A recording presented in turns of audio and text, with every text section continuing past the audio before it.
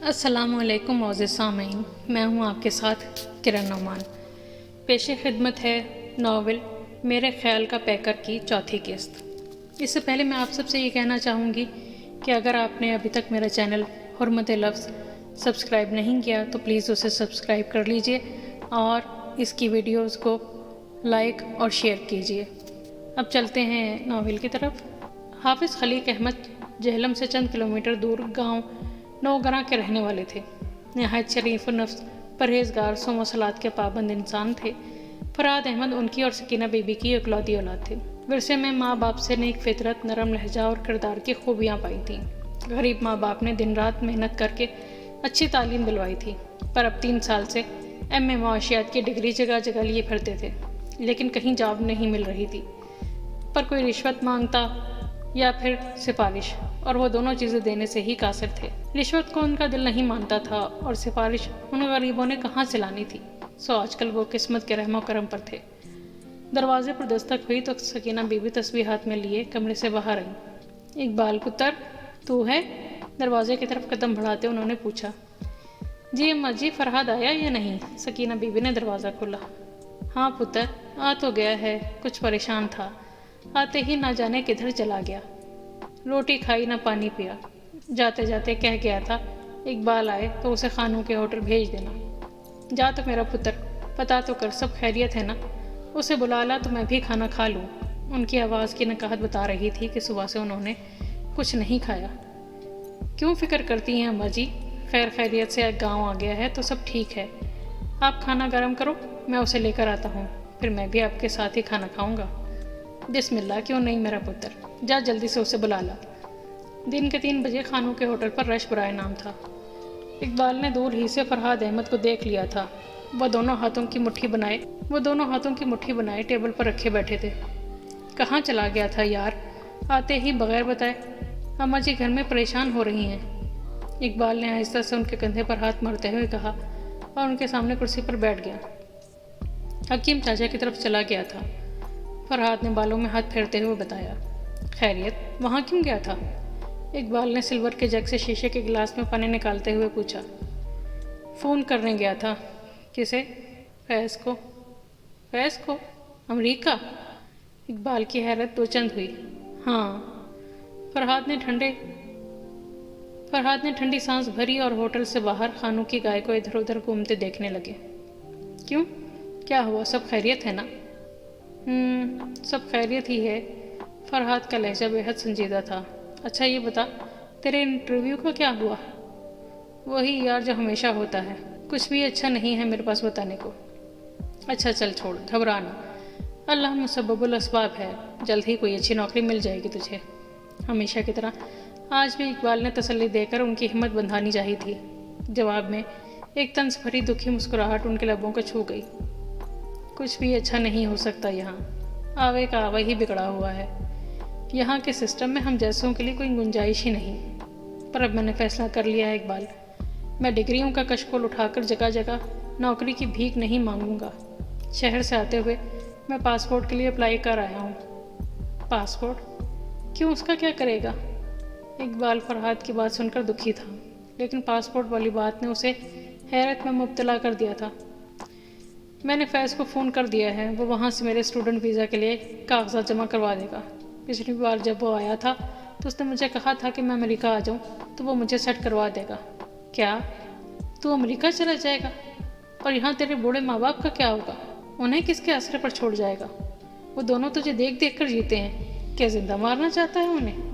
کیا ہو گیا یار تجھے؟ اقبال کو حیرت کے ساتھ دکھ ہوا اس کی بات سن کر۔ انسان کو اپنی زندگی سنوارنے کے لیے کچھ نہ کچھ کرنا پڑتا ہے اقبال۔ آخر تو ہی بتا، کب تک نوکری کے لیے جوتیاں چٹکھاتا پھروں، یا پھر اتنا پڑھ لکھ کر ابا جی کی چھوٹی سی کرانے کی دکان پر بیٹھ کر 4 8 پیسے کی والی گولی ٹافی بیچوں؟ عمر کے 26ویں سال میں لگ گیا ہوں، اماں ہر وقت میری شادی کے خواب دیکھنے لگی ہے۔ نوکری ملے نہ ملے، اس نے 2 سال میں میرے سر پر صحرا باندھ دینا ہے۔ کیا یہ ذمہ داری اٹھا پاؤں گا میں؟ آگے اولاد ہوگی تو کیا اپنے بچوں کو اعلیٰ تعلیم دلوا سکوں گا؟ اور پھر کچھ ہی عرصے کی تو بات ہے، میں اماں ابا جی کو بھی بلوا لوں گا۔ فرحاد کی بات تلخی سے شروع ہو کر نرمی پر ختم ہو گئی۔ 2 ماہ بعد ایک دن اچانک فرحاد نے اقبال کا دروازہ پیٹ ڈالا۔ جیسے ہی اقبال باہر آیا فرحات خوشی میں اس سے لپٹ گئے۔ اوہ شکر الحمدللہ، آج میرا یار بہت خوش ہے، لگتا ہے نوکری مل گئی۔ اقبال نے بھی کس کر فرحات کو بھینچ لیا۔ وہ مسکراتے ہوئے الگ ہوئے۔ نہیں یار، نوکری تو نہیں ملی، پر آج مجھے امریکہ کا ویزا ضرور مل گیا۔ یہ دیکھ، فرحات نے جیب سے پاسپورٹ نکال کر اقبال کو دکھایا۔ اقبال نے فرحات کو حیرت سے دیکھا، پھر کچھ دکھ سے اس کے ہاتھ سے پاسپورٹ لے کر دیکھنے لگا۔ تو آخر تو نے جانے کا فیصلہ کر ہی لیا، میرے سمجھانے کا کوئی اثر نہیں ہوا تجھ پر؟ ایسی بات نہیں ہے اقبال، فرحات نے اس کے کاندھے پر ہاتھ رکھا۔ میں نے خود کو قسمت کے دھارے پر چھوڑ دیا تھا، ویزا لگ جاتا تو میری قسمت، اور نہیں لگتا تو یہیں کچھ کرنے کا سوچا تھا۔ اب دیکھ قسمت نے فیصلہ سنا دیا، سالوں دھکے کھانے کے باوجود نوکری نہیں ملی اور ویزا 2 مہینے میں مل گیا۔ ورنہ تو جا کر دیکھ میرے یار، لوگ کیسا کیسا خوار ہو رہے ہیں امریکہ کے ویزے کے لیے۔ اقبال چند لمحے خاموش رہا، پھر پوچھا، اور اس کی فیس کے لیے تیرے پاس پیسے کہاں سے آئے؟ وحید سے ادھار پکڑا ہے۔ اب ٹکٹ کیسے خریدے گا؟ اماں نے میری شادی کے لیے کچھ زیور اور پیسے جوڑ کر رکھے ہیں، وہی مانگوں گا۔ چل بتا پھر، اقبال سے کیا چاہیے؟ نہیں یار، ابھی کچھ نہیں، لیکن شاید زندگی میں بہت کچھ مانگ لوں۔ فرحات نے ایک بار پھر تڑپ کر اقبال کو گلے لگا لیا۔ وہ رات فرحات احمد کے لیے بہت کٹھن تھی۔ ان کی آنے والی زندگی کا فیصلہ اسی رات ہونا تھا۔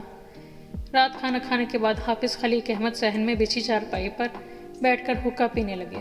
اماں ان کے ساتھ بیٹھ کر پنکھا جھلنے لگیں۔ کچھ دیر ادھر ادھر کی باتیں کرنے کے بعد فرحات احمد نے جھجکتے ہوئے بات شروع کی۔ وہ ابا جی، آپ سے ایک بات کرنی تھی۔ حافظ خلیق احمد کی سوالیہ نگاہیں ان کی طرف اٹھیں تو انہوں نے آہستہ آہستہ ساری بات بتا کر باقاعدہ امریکہ جانے کی اجازت طلب کی۔ فرحات، یہ تو نے کیا کیا پتر؟ ہمیں چھوڑ کر جانے کا فیصلہ ایسے کیسے کر لیا تو نے؟ کیا اس دن کے لیے پیدا کیا تھا تجھے کہ ہم بوڑھے ہوں تو ہمیں چھوڑ کر چلا جائے؟ تو میری ایک ہی اولاد ہے، نہ میرے کون سے 10 پتر ہیں جو میں تجھے بھیج دوں؟ میں تجھے نہیں جانے دوں گی، سن لے۔ سکینہ بی بی کی آنکھوں سے آنسو بہہ نکلے تھے۔ فرحات نے بے بسی سے مدد طلب نظروں سے ابا جی کی طرف دیکھا۔ وہ انہیں دکھی نظروں سے دیکھ رہے تھے۔ بہت ہی بردبار اور موقع کی نزاکت کو دیکھ کر بات کرنے والے بندے تھے۔ اتنا سب کچھ چپ چاپ اکیلے ہی کر لیا، بتایا بھی نہیں؟ ابا جی، میں نے سوچا تھا ویزا لگ گیا تو، اگر نہیں لگتا تو میں نے یہیں کچھ نہ کچھ کرنا تھا۔ مگر ابا جی، میں یہاں کے سسٹم سے مایوس ہو چکا ہوں۔ اگر کوئی چھوٹی موٹی نوکری لگ بھی جاتی تو میرا ذہن اسے قبول نہ کرتا۔ میرے کچھ خواب ہیں، آپ دونوں جانتے ہیں، شہر میں بنگلہ، گاڑی، اچھی نوکری یا کاروبار کے لیے بہت سا پیسہ چاہیے، اور اتنا پیسہ میں یہاں ساری عمر محنت کرتا رہوں گا تو بھی نہیں کما پاؤں گا، اور اگر امریکہ چلا گیا تو چند سالوں میں ہی کما لاؤں گا۔ انسان کے کچھ خوابوں کی حقیقت سرابوں جیسی ہوتی ہے بیٹا، ساری عمر پانی سمجھ کر ریت کے پیچھے بھاگتا رہتا ہے، اور جو کہیں چند گھونٹ مل بھی جائیں تو اس کی پیاس نہیں بجھتی۔ اللہ پر توکل کرنا سیکھ بیٹا، اور خوابوں کے پیچھے بھاگنا چھوڑ دے۔ جو قسمت میں ہے اور جتنا قسمت میں ہے اتنا ہی ملے گا۔ آپ ٹھیک کہہ رہے ہیں ابا جی، مجھے اختلاف نہیں، پر کوشش بھی تو کوئی چیز ہوتی ہے، بنا کوشش کے تو کچھ نہیں ملتا۔ وہ کوشش یہاں رہ کر بھی تو ہو سکتی ہے۔ 3-4 سال سے مسلسل کوشش میں ہی تو ہوں ابا جی، جب کچھ نہیں ہو سکا تبھی تو یہ قدم اٹھایا ہے، اور پھر چند سالوں کی تو بات ہے، میں وعدہ کرتا ہوں جلد واپس آ جاؤں گا۔ پتر، جب تو شہر پڑھنے کے لیے جاتا تھا نا، تو میں پیچھے سارا وقت گھنٹے ہی گنتی رہتی تھی کہ اتنے گھنٹے ہو گئے تجھے گئے ہوئے اور اتنے گھنٹے رہ گئے تیرے آنے میں۔ پر پتر، سالوں کے گھنٹوں کی گنتی تو مجھے نہیں آتی۔ فرحات احمد نے تڑپ کر ماں کے قدم پکڑ لیے۔ ایسی باتیں نہ کریں اماں جی، آپ اچھی طرح جانتی ہیں کہ میں بھی آپ کے بغیر نہیں رہ سکتا۔ گیا وقت لوٹ کر نہیں آتا، اور اگر یہ وقت میرے ہاتھ سے نکل گیا تو پھر شاید ترقی کا اس سے اچھا موقع نہ مل سکے۔ سکینہ، ہم نے آج تک جو کچھ بھی کیا اس کی خوشی کے لیے ہی کیا ہے، اسے اجازت دے دے۔ کہیں یہ نہ ہو کل کو اس کے دل میں ہمارے لیے یہ بات رہ جائے کہ یہ ہماری وجہ سے بڑا آدمی نہ بن سکا۔ ابا جی کی اس بات پر وہ اندر سے کٹ کر رہ گئے۔ وہ جانتے تھے کہ ماں باپ کی اجازت میں ان کے دل کی خوشی شامل نہ تھی، اور پھر آنے والے وقتوں میں انہوں نے جان لیا کہ جس بات میں ماں باپ کی خوشی شامل نہ ہو اس کے نتائج اچھے نہیں نکلتے۔ پھر چند دن بعد ہی وہ نیو یارک ایئرپورٹ کے باہر فیض سے گلے مل رہے تھے۔ فیض سے فرحاد احمد اور اقبال کی دوستی کالج میں ہوئی تھی۔ وہ جہلم شہر میں رہتا تھا اور سال قبل امریکہ آیا تھا۔ فیض نے فرحاد احمد کو بخوشی امریکہ بلا لیا تھا اور 2 دن کے بعد ہی اس نے انہیں بتا دیا تھا کہ یہاں ڈالرز انہیں اپنی محنت کے بلبوتے پر کمانے ہوں گے۔ تیسرے دن سے انہوں نے کام ڈھونڈنا شروع کیا اور شام تک وہ ایک سپر اسٹور میں بطور سیلز بوائے کے کام حاصل کر چکے تھے۔ وہیں ان کی ملاقات اسٹور میں شاپنگ کے لیے آنے والے ابو بکر سے ہوئی، جس نے انہیں ٹیکسی چلانے کا مشورہ دیا۔ نہیں بلکہ اسی نے انہیں ٹیکسی چلانا سکھائی بھی۔ چند مہینوں میں ہی انہوں نے ایک نسبتاً بہتر علاقے میں چھوٹا سا کمرہ کرائے پر لے لیا۔ اس مکان کے مالکوں میں ایک بوڑھی عورت مسز جوزف اور اس کی جوان بیٹی مارٹینا شامل تھیں۔ مسز جوزف ایک بیوہ خاتون تھیں، جینیفر ڈپارٹمنٹل اسٹور کی مالک۔ مارٹینا ان کی اکلوتی اولاد تھی۔ مسٹر جوزف کے حد سے زیادہ لاڈ پیار نے اسے بگاڑ دیا تھا۔ مسٹر جوزف کی موت کے بعد مسز جوزف کاروباری معاملے میں الجھیں تو وہ بالکل ہی ہاتھوں نکل گئی۔ فرحاد کی مسز جوزف سے تو روزانہ ہی ہیلو ہائی ہوتی، پر مارٹینا کبھی کبھی ہی دکھائی دیتی تھی۔ ایک رات 11 بجے واشنگٹن اسکوائر پارک کے سامنے سے گزرتے ہوئے اچانک ہی وہ ان کی ٹیکسی کے سامنے آ گئی، اور اگر وہ بروقت بریک نہ لگاتے تو عین ممکن تھا وہ ٹیکسی کے نیچے کچلی جاتی۔ تمہارا دماغ تو ٹھیک ہے لڑکی، اگر خودکشی کرنے کا اتنا ہی شوق ہے تو کسی امیر کی گاڑی کے نیچے آؤ نا، مجھ غریب کو کیوں اپنے ساتھ مارنا چاہتی ہو؟ انہوں نے گاڑی کی کھڑکی سے سر نکال کر غصے سے کہا۔ اتنے میں وہ بھاگ کر ان کے برابر والی سیٹ پر بیٹھ چکی تھی۔ انہوں نے گھور کر اسے دیکھا تو پتہ چلا وہ مارٹینا تھی۔ چلو جلدی چلو، وہ بری طرح گھبرائی ہوئی تھی۔ کہاں چلوں؟ انہیں اس کے اس انداز پر تعجب ہوا۔ اوہو کہیں بھی چلو، پر یہاں سے نکلو فوراً۔ اس کا لہجہ تیز اور سانسیں بے ترتیب تھیں۔ اتنے میں انہوں نے دور سے بھاگ کر ادھر آتے کچھ لڑکوں کو دیکھا۔ خطرے کو بھانپ کر انہوں نے فوراً ہی ٹیکسی آگے بڑھا دی۔ تم اتنی رات کو اکیلی یہاں کیا کر رہی تھیں؟ کچھ دور جا کر انہوں نے غور سے اس کی طرف دیکھا۔ اب اس کے چہرے پر کچھ اطمینان تھا۔ میں یہاں اپنی دوست سے ملنے آئی تھی، وہ تو آئی نہیں، پر یہ لڑکے میرے پیچھے لگ گئے۔ اس نے اصل بات چھپاتے ہوئے انہیں ایک چھوٹی کہانی سنا ڈالی۔ سچ تو یہ تھا کہ وہ خود ان لڑکوں کے ساتھ پارک آئی تھی، اور جب ان لڑکوں نے مارٹینا کی جیب گرم کیے بغیر اپنا الو سیدھا کرنا چاہا تو وہ یہاں سے بھاگ نکلی۔ جوان اکیلی لڑکی کو 4 عیاش لڑکے کیسے اتنی آسانی سے ہاتھ سے نکلنے دیتے، اس لیے وہ اس کے پیچھے بھاگے تھے۔ تم اس وقت یہاں کیا کر رہی ہو؟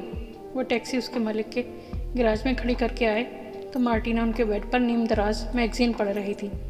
تمہارا انتظار۔ اس نے میگزین سائڈ ٹیبل پر رکھا، مگر بیڈ سے اٹھنا گوارا نہ کیا۔ کس لیے؟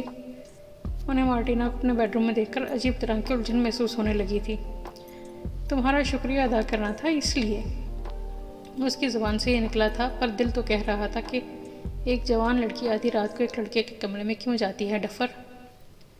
یہ کام صبح بھی ہو سکتا تھا، اس وقت آنے کی کیا ضرورت تھی؟ انہوں نے چیئر پر بیٹھ کر اپنے جوتے اتارتے ہوئے کہا۔ وہ اس کی طرف دیکھنے سے بھی گریز کر رہے تھے۔ کافی پیو گے؟ وہ اٹھ کر ان کی طرف آئی۔ ضرور پیوں گا، مگر ابھی نہیں، صبح۔ انہوں نے آگے بڑھ کر اس کے لیے دروازہ کھول دیا۔ ویسے تم بہت عجیب ہو۔ اسے ان کا گریز بہت عجیب لگا۔ تعریف کا شکریہ۔ اس کے باہر قدم رکھتے ہی انہوں نے دروازہ بند کر دیا۔ دروازے کے باہر کھڑی وہ سوچتی رہی، کیا کوئی ایسا بھی کر سکتا ہے اس کے ساتھ؟ Good morning. فرحاد اپنا کمرہ لاک کر کے سیڑھیوں سے نیچے اتر رہے تھے تو انہیں اپنے دائیں ہاتھ پر کچن سے آواز آئی۔ انہوں نے پلٹ کر دیکھا تو مارٹینا ہاتھ میں کافی کا مگ ہاتھ میں لیے کھڑی تھی۔ گڈ مارننگ، آج اتنی صبح کچن میں؟ انہوں نے اس کے ہاتھ سے مگ لیتے ہوئے حیرت سے پوچھا۔ انہیں یہاں رہتے ہوئے 4 ماہ ہو گئے تھے، اور اس عرصے میں وہ انہیں 4-5 بار ہی گھر پر نظر آئی تھی۔ تمہارے لیے کافی بنانی تھی، اس لیے۔ اس نے مسکراتے ہوئے جواب دیا۔ تھینکس، پر کسی بات کے لیے اتنا سیریس نہیں ہوتے۔ بات اتنی معمولی تو نہیں تھی نا، میری جان بھی جا سکتی تھی ان لڑکوں کے ہاتھوں۔ ہاں تو نہ جایا کرو نا اکیلی پارکوں میں، احتیاط کیا کرو۔ مشورے کا شکریہ، اس نے ہنستے ہوئے کہا۔ ویسے کافی کیسی بنی ہے؟ بہت اچھی۔ انہوں نے کپ کاؤنٹر پر رکھا اور اس کی طرف مسکرا کر دیکھتے ہوئے گھر سے باہر آ گئے۔ یہ ان کی دوستی کی ابتدا تھی۔ اس کے بعد وہ اکثر انہیں رات میں سیڑھیوں پر بیٹھی ہوئی ملتی، کبھی صبح ان کے لیے ناشتہ تیار کر دیتی۔ چھٹی والے دن وہ اکثر کہیں گھومنے پھرنے بھی نکل جاتے۔ کیا بات ہے، کچھ پریشان لگ رہے ہو؟ آج وہ کافی دنوں بعد فیض کی طرف آئے تھے۔ ہاں یار، بس میں اس ڈرائیوری سے مطمئن نہیں ہوں۔ ٹھیک ہے، کما رہا ہوں، پر یہ میری زندگی کی ترجیح نہیں ہے۔ میں اس سے بہتر کرنا چاہتا ہوں۔ ایک تو پرماننٹ جاب بھی نہیں ملتی۔ فیض انہیں گہری نظروں سے دیکھتے ہوئے بولا، ہر ملک اپنے لوگوں کو اچھی جاب کے لیے ترجیح دیتا ہے۔ تم بھی یہاں کی شہریت حاصل کر لو، پرماننٹ جاب مل جائے گی۔ تمہارا مطلب گرین کارڈ؟ پر وہ مجھے کیسے ملے گا؟ مل جاتا ہے، پر اس کے لیے انویسٹ کرنا پڑتا ہے۔ اتنا سرمایہ کس کے پاس ہے؟ ایک اور طریقہ بھی ہے۔ وہ کیا؟ شادی کر لو۔ شادی؟ جیسے تم نے کر لی۔ ہاں، یہاں آنے کے بعد میرا بھی تمہارے جیسا حال تھا، لیکن شادی کرنے کے بعد اب میں اسٹیبلش ہو گیا ہوں۔ وہ تو ٹھیک ہے فیض، پر میں یہ نہیں کر سکتا۔ میں اپنے ماں باپ کی اکلوتی اولاد ہوں۔ میری ماں کو میری شادی کے بہت ارمان ہیں۔ ان کے ماتھے پر گہری سوچ کی لکیریں تھیں۔ ہر ماں باپ کو اولاد کے لیے ارمان ہوتے ہیں فرحاد، پر یہ ارمان بھی پیسے سے ہی پورے ہوتے ہیں۔ تم اچھی طرح سوچ لو، پھر کوئی فیصلہ کرنا۔ انہی سوچوں میں گم وہ گھر واپس آئے تو آج بھی انہیں مارٹینا منتظر ملی۔ وہ بھی اس کے ساتھ ہی سیڑھیوں پر بیٹھ گئے۔ کیا ہوا؟ کیا سوچ رہے ہو؟ اس نے انہیں گہری سوچ میں ڈوبا دیکھ کر پوچھا۔ انہوں نے اپنے اور فیض کے درمیان ہونے والی تمام گفتگو سے بتا دی۔ ساری بات سن کر مارٹینا کی آنکھیں ایک نئے خیال سے جگمگا اٹھیں۔ تم فکر نہ کرو فرحاد، جلد ہی تمہاری ساری پریشانی دور ہو جائے گی۔ انہوں نے مارٹینا کو مسکرا کر دیکھا۔ وہ سمجھے شاید بحیثیت دوست کے وہ انہیں تسلی دے رہی ہے۔ اگلی رات وہ واپس آئے تو مارٹینا کی بجائے مارٹینا کی بوڑھی ماں مسز جوزف ان کے منتظر تھیں۔ فرحاد، مائی سن، مارٹینا میری اور جوزف کی بڑھاپے کی اولاد ہے۔ میری اور جوزف کی شادی کے 18 سال بعد گاڈ نے ہمیں مارٹینا کی صورت اولاد سے نوازا۔ جوزف کی بڑی خواہش تھی کہ مارٹینا ان کی زندگی میں شادی کر لے۔ بڑھاپے کی اولاد ہونے کی وجہ سے یہ ہمارے لاڈ پیار میں کافی بگڑ گئی ہے۔ اس کا مزاج کچھ الگ ہے، اسے کوئی جلدی پسند نہیں آتا، پر میں نے محسوس کیا ہے کہ یہ تم سے بہت متاثر ہے۔ آج اس نے مجھے بتایا ہے کہ تم اپنی ٹیکسی ڈرائیوری کی جاب سے مطمئن نہیں ہو، زندگی میں ترقی کرنا چاہتے ہو۔ میں تمہیں ایک آفر دیتی ہوں، اگر مناسب لگے تو منظور کر لینا، ورنہ تمہاری مرضی ہے۔ وہ کافی دیر سے لاؤنج میں بیٹھے مسز جوزف کی باتیں سنجیدگی سے سن رہے تھے۔ میں چاہتی ہوں تم مارٹینا سے شادی کر لو اور جینیفر ڈپارٹمنٹل اسٹور تم سنبھال لو۔ میں اب کافی بوڑھی ہو گئی ہوں، اسٹور سنبھالنا اب میرے بس سے باہر ہوتا جا رہا ہے، اور مارٹینا کو اس کام میں کوئی انٹرسٹ نہیں ہے۔ پچھلے 4-5 مہینوں میں نے دیکھا ہے کہ تم ایک ذمہ دار اور شریف انسان ہو۔ میں مخلص لوگوں کی دل سے قدر کرتی ہوں۔ یہ کہہ کر مسز جوزف تو اپنے کمرے میں چلی گئیں، پر فرحاد احمد کے لیے سوچ کے نئے دربا کر گئیں۔ اگلے دن انہوں نے فیض کو ساری بات فون پر بتا کر مشورہ مانگا تھا۔ واہ یار، تیری تو لاٹری نکل آئی، اب سوچنے میں دیر نہ لگا، فوراً شادی کر لے۔ ہاں، یہاں میں شادی کر لوں اور وہاں بڑے ماں باپ کو کیا کہوں؟ کیوں ٹینشن لے رہا ہے یار؟ مناسب لفظوں میں سمجھا دینا کہ اس کے بغیر گزارا نہیں تھا۔ فیض کی باتوں کو ذہن میں رکھ کر انہوں نے کافی سوچا اور بالآخر مارٹینا سے شادی کا فیصلہ کر لیا۔ مسز جوزف، مجھے آپ کی آفر قبول ہے، مگر میں اپنے مذہب کا پابند ہوں۔ اگر مارٹینا بخوشی اسلام قبول کر لے تو میں اسے شادی کے لیے تیار ہوں۔ مسز جوزف کے کمرے میں اس وقت وہ تینوں موجود تھے۔ مذہب کی بات پر مسز جوزف کے چہرے پر ناگواری چھا گئی، پر مارٹینا کو مذہب سے کوئی سروکار نہیں تھا۔ اس کے لیے صرف اس کے دل کی خوشی اہم تھی، سو وہ فوراً رضامند ہو گئی۔ مجھے منظور ہے۔